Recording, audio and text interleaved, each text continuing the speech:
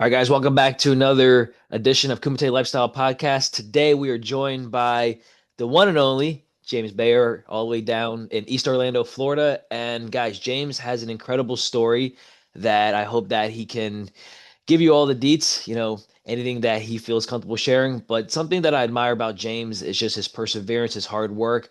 Now, I've only known James now in person, what, maybe the last few years, but I've been following his story now from the time he had a Gracie Garage, and we'll kind of explore that and kind of give all the deets on what that is. And I would love to hear his journey on how he started jiu-jitsu, some of the ups and downs, and just where he is right now. Because guys, I've been to his school down in East Orlando, like I said.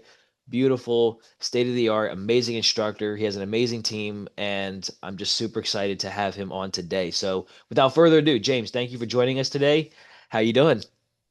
Oh man, Nick, it's an honor to be here. Excited that we can kind of share some experiences together. And knowing you for the past couple of years, it's been a treat. It's been a treat, Nick. So many guys, somebody like you and Howard that I can associate with is definitely somebody I want to be around with more than less. So glad to be here. Glad to be here. I'm very excited to share.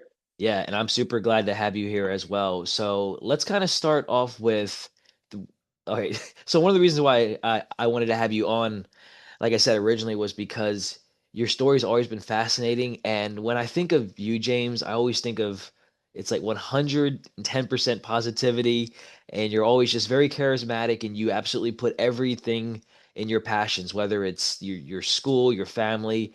And I kind of want to start there. So, when did you start jujitsu? Because I know you weren't always affiliated with GU or Grace University.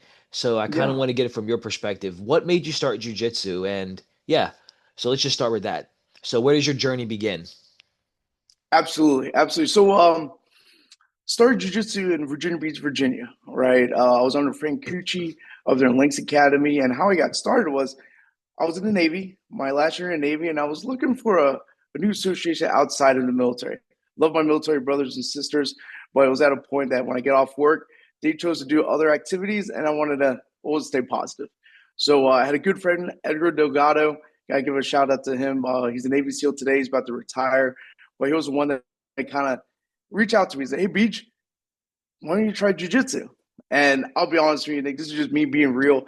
I was not educated. I didn't know what jujitsu was. I responded to Edgar as, but jujitsu, what is that? Is that when you're be breaking boards just like this with the hand gestures and everything? And it's embarrassing, but when it comes out to I'm just being real. And Edgar, a very humble man, he kind of just looks at me and gives me the nod and say, "Well, how about you come and try it out?" So I did, and started two classes, and from there I loved it. Right, I loved it. I thought it was a great. I really didn't start. I didn't grow up doing any martial arts. I grew up playing baseball. I had the dream to be a major league baseball player, but I definitely like the association. Definitely like the feeling coming out there every night, training, feeling good, feeling positive. And but that was my start. Edgar, I owe it to him that he brought me in, started with me, met Frank Cucci, Nestor Bayu, James Gamble. These are kind of some of my original instructors, Mac and Semizier. And a reason why it's very important to me to name drop these or give them shout outs because if it wasn't what they poured into me then, my foundation, I wouldn't be where I am today. So that's where I got started my last year in the Navy. And then I came back home to Florida. Yeah, that's excellent. And I just want to say thank you for your service. So, for anyone out there, a lot of the people that I'm going to be having on this show, it's like we're not just martial artists. We all start from somewhere. So I'm glad that you mentioned kind of your upbringing, right? So your humble beginnings, from the Navy and choosing that positive path because we like we know so many servicemen, I'm sure, and I think just life in general, right? So you go to work, you meet people, and you have some type of connection, and then it's very common for humans to want to, interact as in we should, but you chose that positive route, if you will, through jujitsu, and I can definitely relate Mm-hmm. with that. And yes, huge kudos to Frank Cucci as well, someone that I haven't met in person, but I remember seeing him in a video. Oh man, probably a few years ago when him and Henner did an interview or a podcast sit down talking about Houston Cottrell. So this was many years ago, Yes, but I yeah. know that one. Yep. But Mm-hmm. that's great though. Mm-hmm. And And it's awesome to kind of see where your journey has taken you because I'm sure if you like if we had a time machine and you could go back to that very first jujitsu experience and someone said, "Hey James, in 5, 6 years or whatever date it is, you're going to be owning us, your own, beautiful academy and you're going to be doing this or that." So that's kind of like I want to ask you now, would you ever imagine that jujitsu would have taken you where it is now and all the amazing experiences that you've had up until this point? Oh man, absolutely not. Absolutely not. I mean, when my first class, it's interesting, the things you remember, I can't remember the list that my wife gave me to go to the grocery store last night, but I can remember my first jujitsu class, right? I remember Tom Glover teaching me my little intro. We did a scissor sweep that night, but at that point, no, it was just for fun. It was just, getting around positive association, but to the point that I was going to be own my own Jiu-Jitsu Academy? Absolutely not. Absolutely not. There was actually a break in my jiu-jitsu training when I got out of the military, came back home to Orlando. And at that point, I tried out a couple of schools, but it just wasn't vibing. Coming back out of the military, I had to figure some stuff out, job, career, where do I want to go out of life? And I gotta owe it to my wife Julie because Julie kind of got me back in to jujitsu because she was going on for a work trip in California, and this was before we had kids. And she was like, "Hey, James, want to come to California with me?" I'm like, "Why? Why do I go to California?" She was actually like, "How about you just um look up maybe the Gracie Academy is close?" I was like, "Good idea." So looking up online, went to Gracie Academy. This is one off Artesia, and took class with Henner. All right, Henner was a master cycle class, and when I attended, had a simple conversation with Henner. He knew Frank, of course, and I was telling him about my story, and he's like, "Well, there's no schools in here. How about you open a Gracie Garage?" So that was kind of like I was like, "Well, Gracie Garage." So yeah, get a couple mats, get some DVDs, and learn our system, learn the Gracie University way. And I had no idea, no idea. And I mean, that was kind of like the spark because it gave me an idea to give me an opportunity to train. Right, I had some mats, inviting people over, and it was at a point I was like, even at that point, I was just like, man, people want to learn. People want to learn this way. People want to, get together. And, what I wanted to do again is like create that positive association, positive environment so people can just be a part of, right? Jiu-jitsu is a byproduct of it all. And yes, you get to learn and train and self-defense and all that's good. But it was at a point that I was able to kind of create a positive environment for my friends or anybody I came in contact. So, yeah, owning the Gracie Garage, that kind of started it all, of a sense of like, hey, there may be something here. Because I know Nick for sure the corporate route wasn't for me. Yeah, Yeah. and having having spoken to quite a few people, just kind of in our circle, kind of in our industry, especially at the gatherings out at ICP, right? We hear a lot about people's backstories and how they, as you said, maybe they had corporate jobs or maybe they're doing something different, but once jujitsu was introduced in a way where they could make, money and a living while still doing something that they enjoy, it's kind of like you see that light bulb go off like, wow, like I can do something with this. And I think for you, how you share the fact that jujitsu has given you, revenue stream, of course, for an income and stability, but it's also given you a community of like-minded people. And I don't think people Mm-hmm. understand that, especially kind of looking outside in, because I have friends or people that I know like, oh yeah, that's cool. Yeah, you do jujitsu, and obviously I can't fault them for that because they don't know. And then they ask how can you do this every day? And then my question is like, how can I not do this every day? Because it's like you said, it's the people that we meet along the way. And man, I've been in martial arts since I was 6, and one of the Mm. I don't want to say downsides, but I'm sure you've seen it as well. It's like we see a lot of people come and go, but man, we meet some of the most amazing people in it. So for me, it's been worth it like every single every single second. So for you to start your garage so now I want to ask like when you started your garage and just making that transition to an actual CTC, if you will, what was that like? And more importantly, what were some of the struggles of starting a garage because most people might not know what a Gracie Garage is. So kind of go in depth with that and just talk about some of the things you had to overcome to get to where you are now as far as from a business side now. So we've talked about James, the practitioner, which of course you still are, but I'm curious on what was that transition like for you when you started teaching and because you said like, wow, like people are actually, buying into this. So at least you kind of had Mhm. that, that baseline. But yeah, tell us what that whole process was like going from, the Gracie Garage all the way to the CTC. Yes, it's a good story. So coming back from Torrance, talking to Henner about the Gracie Garage idea, I was like, yeah, I can do that. I can do that. So I look over to my wife, Julie, super supportive every step of the way. And she definitely plays a big part of the opening of a CTC. But before the CTC, we had a garage, right? So the Gracie Garage is basically, I have some mats, I have some instruction with GU and their material. And then we watch, we drill, we study, and we train. Now, the thing is, Julie's, she loved that idea too, and she's like, okay, so let me just get this straight. People that you know or may not know is coming to our house. And I'm like, yeah, it makes sense, right? And she's like, say that one more time. People you know and you don't know will be coming to our house to train jujitsu. Like they won't even get past the garage. All good.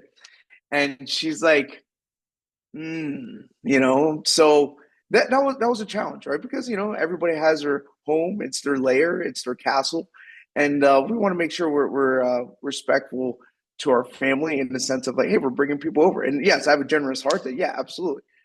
Of course, you can come over. You were coming over for jiu absolutely. But Julie was definitely kind of grounded me, understanding like, hey, if we're gonna do this, we still have to be safe about it. I was like, okay. And this is the time that I was Joy and I were starting a family. This is the time that we're, raising Brooke. So now we have my wife and then my child's safety in mind. So I came up with an idea, and the idea was, well, ideally we would do jujitsu after work. After work, everybody that would come over, come in the afternoon because that would be kind of the most available time. And that worked a little. It did. It did. But when more people want to start coming, some of the random people I mean just meet at the grocery store, maybe people I might meet at the store. It was still at a point I was like, man, there's just still random people coming in. And in the afternoons, when my baby was awake and my wife was off work, we had to do something because in the evenings it was a little challenging because I want to spend time with the family. I want to train jujitsu. So I had another idea, to start training sessions at 4:30 in the morning. So at 4:30 in the morning, that's when we had people coming in, and it was at a point like 4:30 in the morning. Well, if people were willing to show up to jujitsu 4:30 in the morning, that's going to filter out all the randos, the people that were just interested, or people that was going to waste their time. Because people that wake up at 4:30, well, guess what? They're not starting jujitsu at 4:30. They're starting jujitsu the night before, making sure they're sleeping on the right time, making sure they're setting themselves up, making sure they're planning. Hey, they're going to come here to be here at 4:30 morning. So that was our plan. I mean, we did that from 2014 to 2021. 4:30 morning military.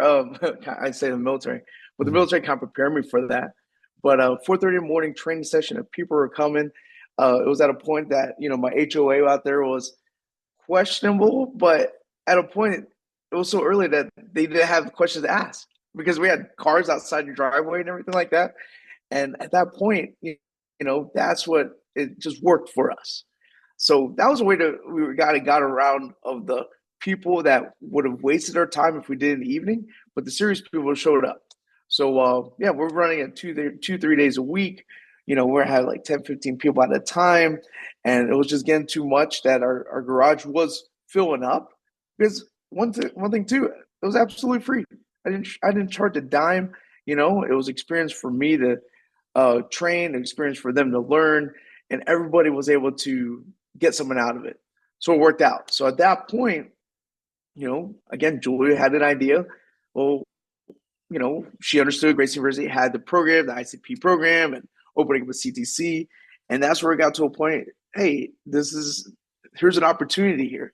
It was something that was lacking here in Orlando in a sense of a self defense focus curriculum or self defense style of jiu-jitsu. And people were hearing about the Gracie Garage program and the GU philosophies, but it wasn't here yet.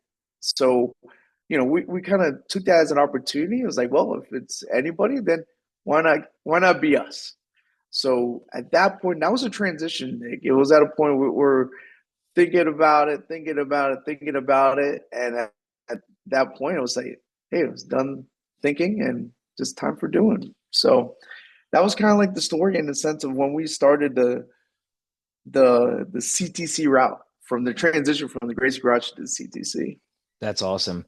And at any point when you started your garage initially, did you have any ambition on starting your own school, or was that garage kind of like, all right, let's just see how this goes? Because I love the fact that you mentioned about kind of weeding out those that possibly might not be doing jujitsu for the right reasons. And I didn't Mm-hmm. think, and bro, like I didn't consider that, like, yes, I knew it was in your garage or a garage space, but I love that both your wife and you decided, yeah, we shouldn't probably just have anyone over. So you kind of calculated in a sense where if we have it at this certain time, because you mentioned 4:30, and I think that's brilliant. Because not many people get up at that time, but it's usually the most dedicated people, whether they're going to the gym or just getting some type of Mm-hmm.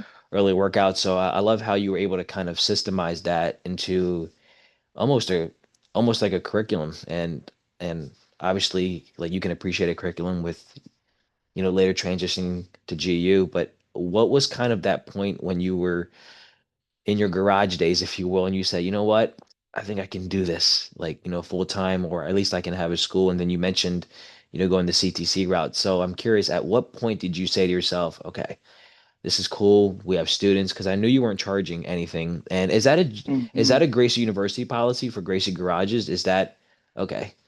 So Correct, correct. Yeah, to have got it. that Gracie Garage brand or that approval, it's like I'm not able to charge anything. Got it. And that's okay Yeah. because like I feel like anyone that's doing a garage is doing it for the sole reason because they love teaching jujitsu. Mm-hmm. But why not Yep. take that passion and turn that into revenue? And I obviously the CTC route was able to do that for you. So Yeah. so ultimately when you made that decision, and we've both been through the instructor certification program, which for anyone listening, that is not an easy thing. It's one of the most systemized, one of the most amazing curriculums out there in the world, in my opinion, and I'm sure you would agree, because we Mm-hmm. know a lot of instructors that have been through it. We also know people that have tried to do it, and it's not for Mm-hmm. everyone. But for someone like you, because you love jujitsu and you're very charismatic in that sense, okay, so now you have your own place. You're a CTC Mm-hmm. owner. Now take it from there. Like, now what is life like? Because now you have more responsibilities aside from now, like having people come into the garage. Now you have an actual business.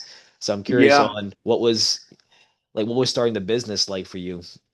Yeah. So that would I would say probably one of the challenging times in my life, right? And again, you said at the beginning, it's I try and turn everything into a positive. No, again, I'm not all just it's all sunshines and hugs everywhere, kind of positivity, but I understand there's always something positive to look at it, right? Because you choose either you can complain or talk about stress or talk about this, or you can choose not to and just put something into that's very productive, Hmm. right? You make the choice. And again, life is life. Everyone's going to be doing what they're going to deal with. And it's at a point of just like, hey, you choose what you want to think about or put your energy towards. So I definitely want to kind of back up a little bit because the process of me opening up a CTC was I had no experience about, right? Um, well, yeah, high school educated. I got my associate's degree. That counts for anything. And military. So I mean, that's my educational background. Now, Julie, now she's super sharp, right? She's super sharp. She has a corporate background, and she definitely helped me out a ton through this process. But in the sense of like what needs to be done or how it needs to be done or getting things done, that was on me. Julie couldn't help me at that standpoint because she was working her full time corporate job, and I had to figure things out on my own. And I was lucky to have a business mentor, um, called Butch, and Butch, guided me through decision making and making sure that a big part of my life is being a Christian, being a believer, and understanding what faith is. And this is where he made the statement because he goes, James, what's going to hold you back? What's going to hold you back from opening a business is yourself and being afraid of going into the unknown because there's so many things you don't know. And he was just being real. There's so many things you don't know because again, you don't own a business. It's your first time owning a business, and all that unknown stuff will paralyze somebody from doing anything. And I agree. But he was like, you know what, James? We take that in the sense that living in that unknown, that's where you're living the most life. There's so many people that kind of not know what's going to happen and they don't do anything and they don't live the life that they want to do. I mean, he was talking about, hey, you got to do things that we're willing to do so you have things what people don't have. And that's when I really thought about it. I was like, man, I never thought of that because that was the thing that waked me up every morning. Hey, there's so many things to do. There's so many things to learn. There's so many things I don't know what's going to happen. And he's like, it's okay to be there. It's great that you'd be there. Because guess what? There's not a lot of people want to even take the steps towards that, but that's where you want to live your life in that unknown state of mind. I was like, man, okay.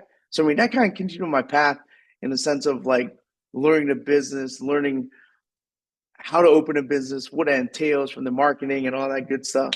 And yeah, it was a lot of fun because, now looking back on it, I mean, 4 years ago now, 4 years this month that we've been open, that it happened so quickly, it happened so fast. And was there some challenges, was there some mistakes? Absolutely, but I stuck it out that we're still here, Yeah. right? We're still here. And that was the point that now owning the CTC, we're still growing, right? And we're almost up to 200 students. This month we had the biggest monthly um, signups in a whole month, and we're 4 years in, right? So I mean, almost we're to 30 students this month, and again, that's just for our story in the sense of where we're at, and it's life is definitely in a better spot than I thought it would be. I mean, if you were to look, if I went down a corporate route to this route, it wouldn't be the same. Yeah. You want to see this big of a smile, right? You want to see the positive outlook in life, the associations I have with the students, and seeing our students progress and being part of something even more than they are. Man, it's priceless. It's Yeah. priceless. Yeah. And yeah, bro, thanks for sharing all that because I learned a lot just from what you said there. And one of the key takeaways, something that you just noted was when your mentor was telling you about, yeah, like there is a lot of unknowns. I think this can resonate with anyone watching this and anyone out there. Because I truly believe that a lot of us have great ideas and there's things that we want to do, but for whatever Yeah. reason, there's obstacles or, dude, like the biggest thing that I've had to really understand and kind of like acknowledges that a lot of times the things that we want to do, it's not that we can't, but there's people in our own personal lives that say, no, you can't do it. Or like, no, that's Oh yeah. stupid. And man, like I just think that's soul crushing. And Yeah. because like, and I get it because if people haven't done it themselves, they're gonna, of course, cancel you out. But for with you, you had that one opportunity, and I'm sure you spoke with a few people, but the story you just told about your mentor saying, like, yeah, you like, there's a lot of people that don't have what we're doing now, which is jujitsu, and you kind of Mm-hmm. get to be that influence, or if you will. So I think that's pretty special. And like I've never heard it explained in that way before. So that was awesome to hear. So now you have students, right? Now you have teaching great classes. And a lot of that, James, is because of your CTC, meaning you and your amazing instructor team, how you present itself. And yeah, of course, we could credit Grace University and credit their teaching methodologies, but at the end of the day, bro, it's you.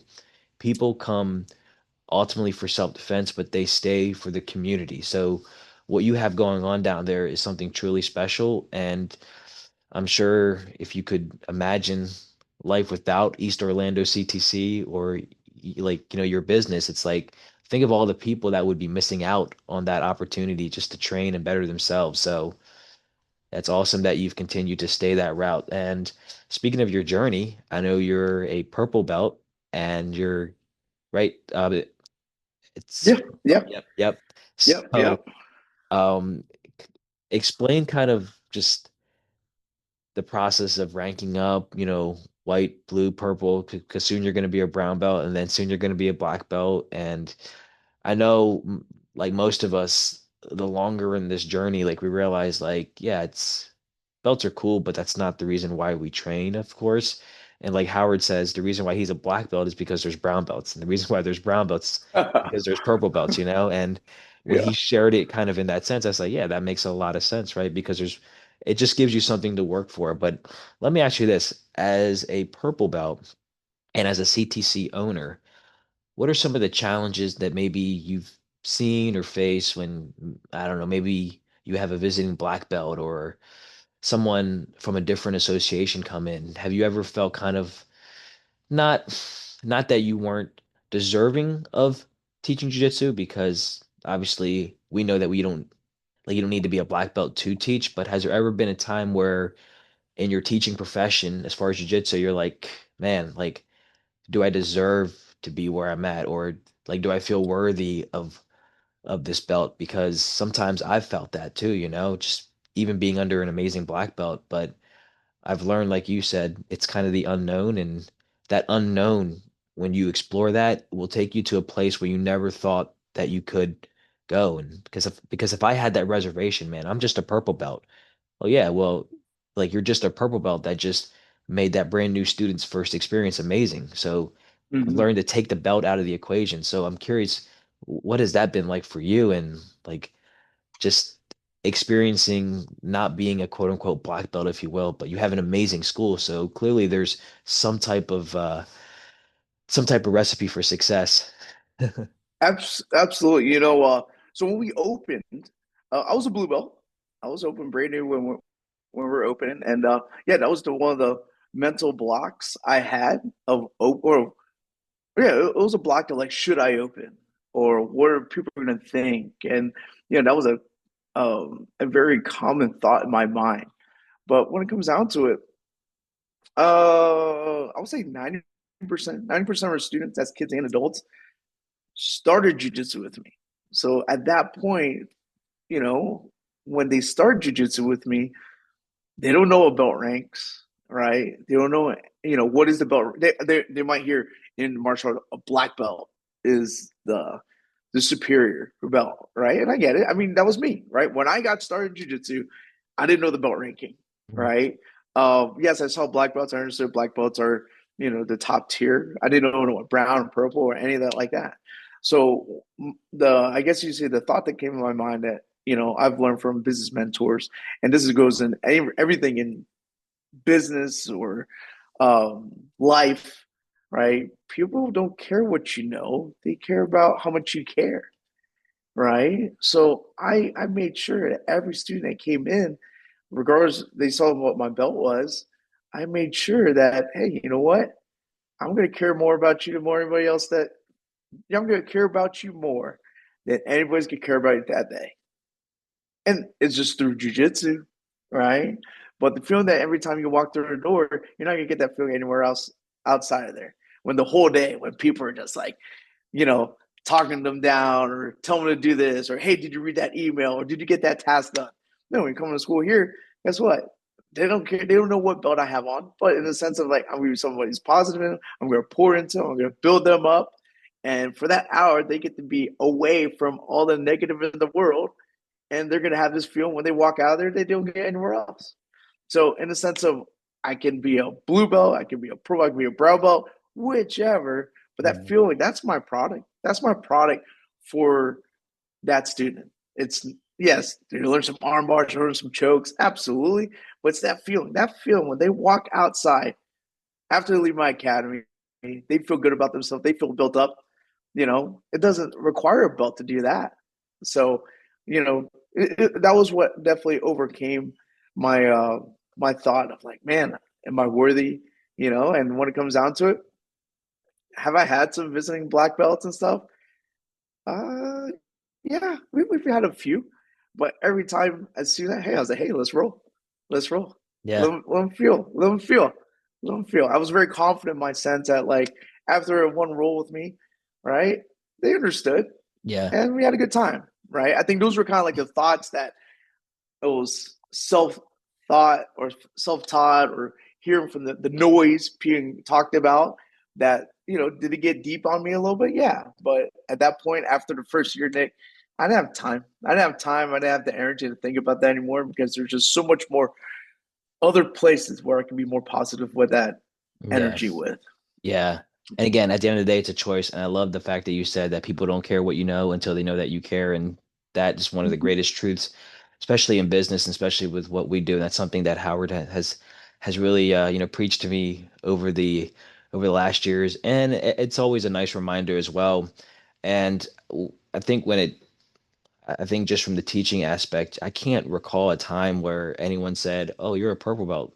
Like, what do you know? I think the fact that I for know. them, yeah, because people just walking through the door, that's the biggest challenge. It's not them stepping on the mat. It's just the fact that they had the courage to step through the door and they're trying something new. And a lot of times we already have this fixed mindset of what we know, jiu-jitsu to be like because we've seen the benefits of it and we know how the classes are run.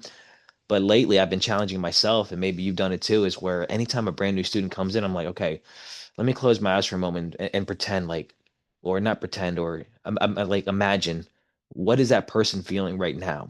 And Oh, yeah. and you said something that was very resonating, how you give your best version to that student in the moment because they could have had a, shitty day.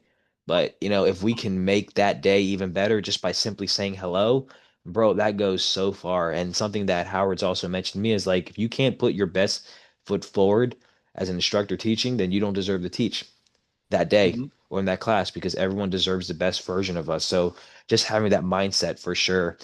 And as far as rolling with black belts, man, we had a guest come in the other day and up north, I think Connecticut or Maine, I could be it's one of those states, so forgive me. Mm. But they came in and they were familiar with the teaching methodology, SPF, so it's a slice presentation formula.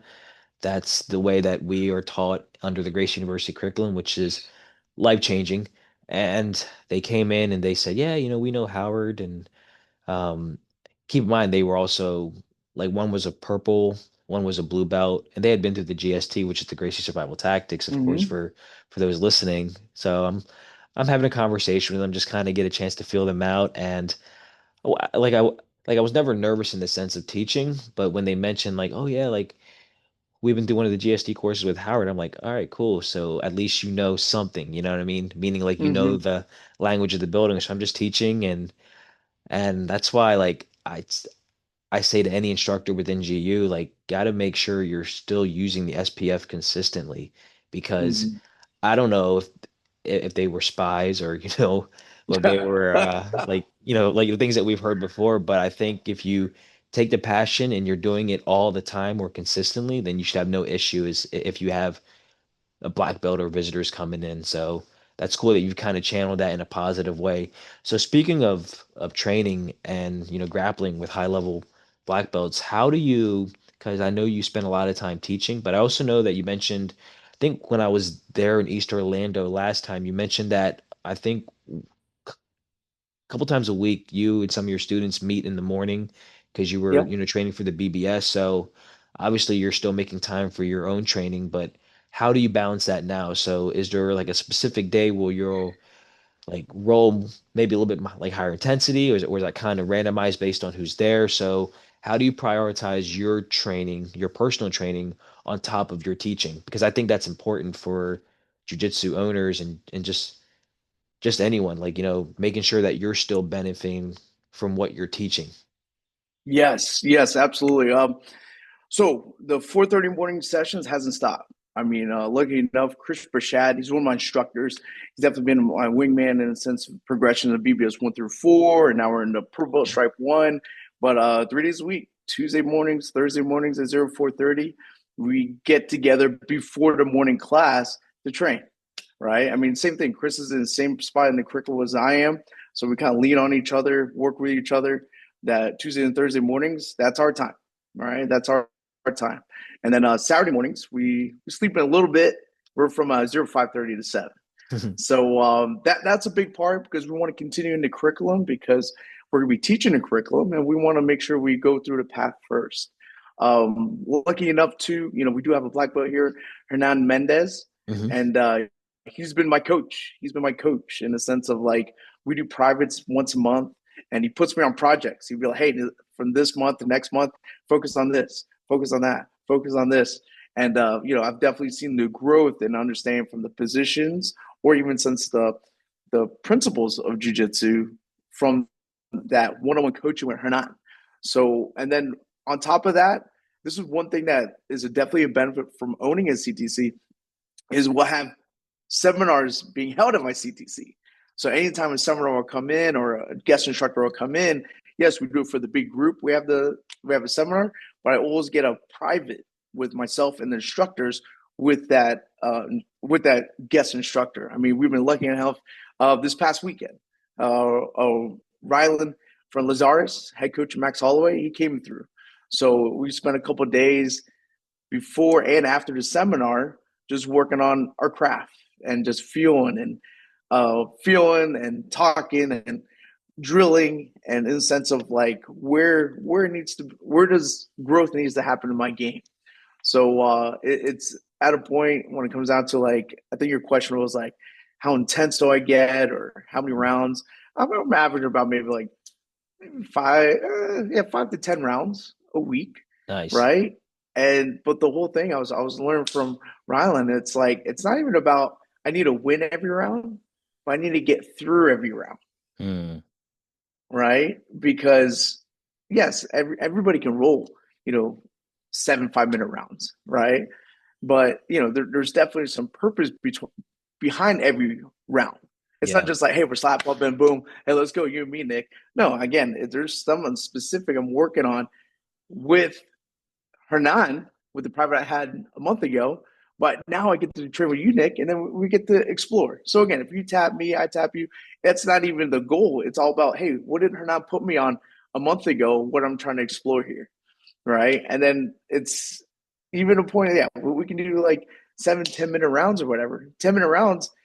It's not about hey, can I take a break one of those rounds? No, he's like, hey, if you can't do 7 10 minute rounds, then are you doing jujitsu? Are you really exploring, or you need to get through them? So regardless of the Yeah. if I get tapped or not, those 10 minute rounds, I just need to get through them. So intensity levels come up and down of where I need to be, but no, I'll share this story. I mean, this relates with you because this is from H. This is from Howard, right?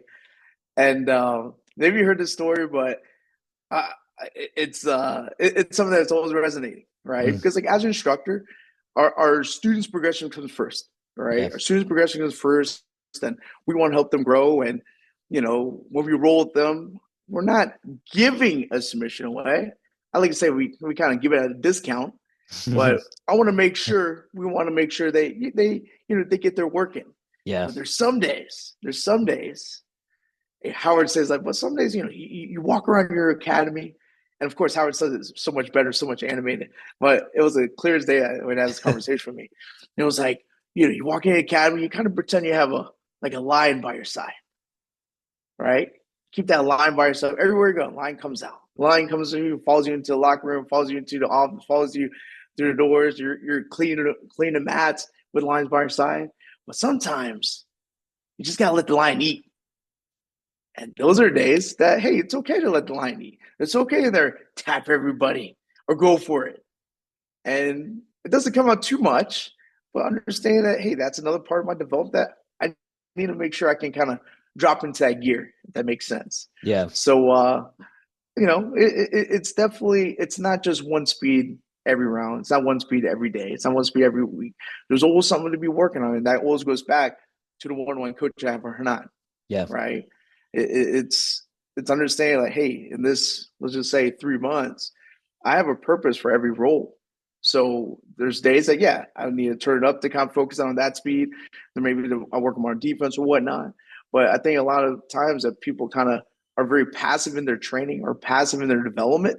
They're like, oh, I'm just here to roll. No, it, it's like I only get so many rounds as an owner, so I got to make sure every round is there's purpose behind it.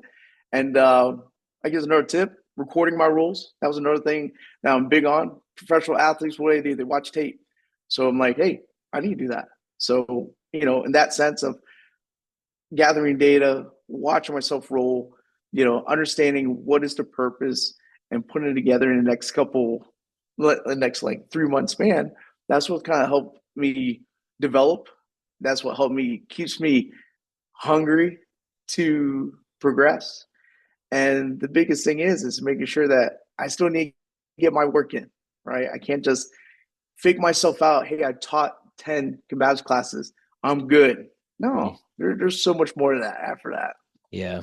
Yeah, bro. I love that you're always chasing and you're always like you're never complacent. So that's one thing that I can No. definitely say about you, James. And I love that you mentioned Hernan the black belt, who have also had the pleasure of meeting as well. And you really utilize that team concept, always using those around Mm-hmm. you to not just improve your life of through jujitsu, but just your life in general. And I know you mentioned your wife as well. So you really have great people around you, James. And I think that's to be commended because of that, you've allowed yourself to continue to grow, and it just shows in your students because I remember when I was down at your school, and like every CTC is different, because not every school's like not two schools are the same in that sense, but the one constant is just that energy that you bring, and just I felt that like when I was there. It's like, wow, like this is like home, it's I don't know, Mm-hmm. it's kind of tough sometimes to explain that in words. You just kind of have to be there to feel it, because I walked into other places, other gyms, if you will, over the years. I'm like, yeah, this isn't for me. But then, when I walked into your place and just being around you, it's like, yeah, like James speaks my language, And I wasn't sure Yeah. where you're going with the Howard story, but when you mentioned the line, I said, oh, yep, I've heard that story so many times. Yeah. But but bro, like how true is that though, Because at any Yeah. point, yeah, I think that lion like reference that, resonates. And just to kind of piggyback off that, yeah, there's so the way that he frames that is like, yeah, guys, like once a month, twice a month, just be like, all right, it's time to train the line. Yeah. And again, like he's like very much more animated in a sense of how he can explain it. But he's like, yeah, it's like, sometimes just look at somebody, be like, yep, they're getting the line tonight. Yeah. But but yeah, like I think that's important because you kind of gauge that intensity level, because it's, if you don't put yourself kind of in those situations, if you will, then how do you know? And it's very easy for instructors to get complacent because I mean, if we never roll with our students, then yeah, we can say like, yeah, I've never rolled with them. I don't know how they are. And then you could easily say, yeah, well, I'm a purple, brown, black belt. They're a blue belt. I can tap them. Great. Show me. Mm-hmm. And I think that's Mm-hmm. ultimately what our students want as us from instructors is not validation, because I would like to believe they believe in what they teach. Like, I'm sorry, what we teach them, but just them being able to see it. And for you, because you and Chris, so like I want to kind of go back to that is because you guys are putting in the work and you're kind of going in the trenches, if you will, because I mean the BBS curriculum is not easy. And I Mm-hmm. mean, I'll just put that out there. I mean, I didn't pass my first time going through BBS one. And I share that story because it's like, wow, like, but you train at a CTC with where there's a black belt, like you have other instructors, like, yeah, but that's just a byproduct, at the end of the day, Yeah. it's I didn't do the work that I needed to do, or lack thereof. I mean, I spent a lot of time practicing, but it's just like the combatives test. I mean, you can think you know it, but if you don't, apply it, but that was like that was almost 4 years ago. Now my Yeah. understanding of it is so much better because of that failure. I think those are sometimes stories that people don't want to share, but I'm like, no, it's part of my journey. Sometimes when we're teaching techniques, I'll kind of look over at H and Joe and be like, yeah, guys, this is a technique that I totally missed when I was, testing. Or on the flip side, like, guys, I missed a lot of stuff, but this one, I got this one. Yeah. But it's Yeah. just but it's cool because students can resonate with that. They can be like, oh, so they're not just these quote unquote perfect instructors, they can make mistakes. And I love sharing stories like that, just being vulnerable. Um, James, let me kind of shift gears here before we close out. So as an instructor, and I was just having a conversation with one of our assistants here. So I've been teaching jiu-jitsu now full time since 2020. So January Mm, 2020 was when I got certified, and then COVID happened, and then the whole rest of the world shut down basically. So that in itself was an experience too, and I'm sure that you've experienced, or I'm sure your COVID experience was kind of similar. So I don't want to dive into that right now, but I did want to ask, because you're a jiu-jitsu instructor and because people come to you learning jujitsu, how have you balanced, meaning like has anyone ever come up to you asking you about life advice?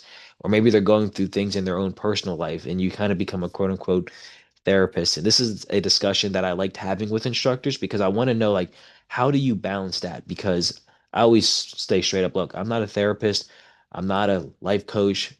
I've never been married, but I've had people come up to me asking me about, marriage things or situations that they would do. But ultimately, the thing that I've learned, James, is that regardless if they know that I don't have any experience in that, certain topic, people just want to be heard. And yeah, something that you said kind of in the beginning of this is you give everyone your most undivided positive attention, but that can kind of come twofold, right? Because right, yeah, people are like, "Oh, James is so nice. He's always positive." And then and then class is over. They're like, "Hey, James, I need to talk to you about something." Yeah, sure. What's up? And then you realize like, "Oh, crap. Like I just went down a rabbit hole." And sometimes that can be hard to not escape because it's like we don't want to say no, but we have to set that boundary. So I'm curious from your perspective as a CTC owner and being the human that you are, I have no doubt that people have approached you about different topics on life. And I'm not saying it in a negative sense because, hmm a lot of it's positive, but how do you balance that as an instructor? Or has that even come up? absolutely, Nick, absolutely. And I'm very clear and transparent, right? Am I a specialist or do I have the degrees to answer these questions? I mean, of course, I can share from my experiences. I mean, if I do have experiences in, being married or being a father or balancing life, absolutely. But at that point, as soon as it gets done from class and they wanted to, have a little chat after class, at that point, we're just we're friends now, right? We're Yeah. friends. We're off the mat. They're talking about a subject off the mat, Yeah. and the biggest thing is I want to make sure they know two things. One, they're being heard, right? They just want to be heard. They want to make sure that it's a safe place where they can have a conversation with somebody that they trust. And number two is making sure they know I got their back, Yeah. right? Whatever they're dealing with, and maybe I have something I can help with, maybe I don't. But when it comes down to it, hey, I got your back. It's something that you and I can work together on. This is something that if you don't have the resource and I do, I can help with that. Or if I don't have the resources, guess what? I'm going to look for it with you. But it's just that having that deeper connection that, hey, if they're working through something with all of what's going on in the world, hey, they have James Bejer right behind them, Yeah. you know? And I tell them, I don't know. To be honest, I don't know in that subject, but guess what? You and I together, we'll figure it out, Yeah. because yeah, it can definitely turn something deeper. But as long as they know that, hey, I got your, I'm a big Rocky fan. I can be your Mick in a situation. I'm with you, man. Yeah. And I love that. So I love what you just said about people just want to be heard. How true is that? Yeah. Because as instructors, that's what we ultimately want, right? And we have a chance to be heard through our instructions, but it kind of stems more than just that. Like at the end of the day, we want people to still know that we're also humans as well. And of course on the flip side, so that's cool that you've learned to kind of, channel it and also kind of frame it that way because, we've heard similar stories, of course, but but you can see how south that can go, right? Hmm. Sometimes instructors that kind of abuse that power, they can kind of use that to their advantage point. But that's something that knowing you, I know that you've taking that positivity and just, making it to the best of your ability, but also being real. Like, hey, I don't have all the answers, but it's just like jujitsu. I don't have all the answers for jujitsu. That's why we keep training, Hmm. Um, Yeah. James, this has been awesome. Before we conclude, what's next for you? Like, what do you have coming up? Do you have are you traveling anywhere? Like, whether it's jujitsu realm or just life, like, what's your Uh, next goals coming up? Man, what was it? So yeah, I always have it. I'm big on goals, a goal-oriented man in the sense of like knowing what's to work towards next, right? I mean, if you don't have a goal, you're just kind of doing work. But I'm definitely big on the academy, right? Big on, I mean, again, there's different section of my life that I want to always better myself in, right? I mean, we're talking in the with their podcast. I mean, this is an honor, right? I've never been on a podcast before, so this is really cool. But in the academy, we want to grow, we want to get bigger, and biggest sense of it at all is like more people we can reach, Yeah, right? It's not about the money, but yes, of course, earning money and making it a business is great, but it's really honing in of crafting out my life and crafting out my life in the sense that I can reach more people, I can make an impact more people, I can make an impact in the community. I can only do it so much with 190 students. But imagine if I could do it with 250, 350, 450, and so on. How much of influence of we can do, not just myself, but my instructors as a team to do that here in Orlando, right? That's where I see big picture. yeah, So, incrementally, we're looking to expand some mat space, and by end of the year, reach more people. When it comes down to belts, yeah, like I'm looking to test in January, right, for my brown. And when it comes down to when I see belts, it's high, a guy like H or a guy like Hernan. I mean, they're black belts, so they have a bigger responsibility to serve, a yeah. higher level of service to the community, to the students, and it's at a point that yeah, do I believe I can serve at a higher level? Absolutely. I mean, does it take a belt to do that? No. But in a sense of where we're going, goals of what I'm working on to better myself on and off the mat, that's something that I'm working towards now into going into January. That's awesome. Yeah. Yeah. And if you're referring to January, I think you talk about the next ICP coming up. Correct. Yeah. Yeah. Perfect. January 2026. Yeah. Perfect. Yeah. So we have a student that we're pushing through right now. So if all works well, things will definitely see you out there. And I'm super excited to, see Yeah. you achieve that next milestone. And obviously it's not the end result, but it's going to be the next level, if you will. Yeah. That's awesome. So James, where can people find you if they're interested in getting to know a little bit more about you? Like where can they connect? If you don't mind sharing us some of your socials, because I would love to share that on here as well. Like where can they find your CTC? Yeah, absolutely. So we're here in Orlando, Florida, on the east side of town. My Instagram handle I'm more active on there is Gracie Jiu-Jitsu East Orlando. Right. We have a Facebook page, same thing with the same handle. I do have a personal IG account that you can see all my family videos and all that good stuff. That's at James.Bejer. And it's fun. It's fun. I mean, I love the opportunity that we have through social media just to document our story. Yes, That's what it is, right? It's a document our story that there's a lot of progression there. There's a lot of people that are achieving, and I like you document that because again, it's not even about my story; it's about their story and seeing people being the main character for their own story. If I could just be, uh, accomplished or somebody on the side for them, I'm happy to do it. So I really enjoy social media on that standpoint that we have a community there that can be reached, that can talk, and see my students' progression. I think it's really cool to celebrate somebody else's success. for sure. And for those listening, if you ever get a chance to visit James down in East Orlando, please take that opportunity. And you don't just have to be a jiu-jitsu student, you could be a first day student because you're going to get, Yeah. well taken care of. And for anyone that's interested in jiu-jitsu or something that they've never done, take that first step because you might have had aspirations or interest. I'm sorry, interest in doing it, and it could be anything. I'm just saying jiu-jitsu, just for topic's sake, but just getting started is the key. And if we've learned anything from James's story, it's the time that he was in the Navy and making that choice to try jiu-jitsu for the first time, and now here he is, and I'm sure he never would have realized where jiu-jitsu's taken him. It's been Yeah. it's been an amazing vessel, just hearing it from yourself and just getting to know you as well. So super honored to have you on today's show, James.